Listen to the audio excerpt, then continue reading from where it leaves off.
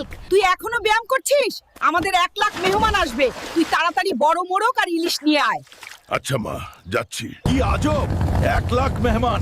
এরা আবার কে আর কই থেকে বা আসবে?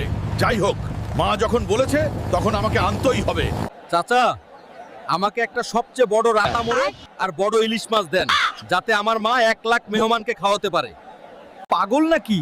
এত বড় মোরগ আর ইলিশ এই দুনিয়াতে আছে নাকি? মনে হয় আমাকে মঙ্গল গ্রহে যে এগুলা ধরে আনতে হবে।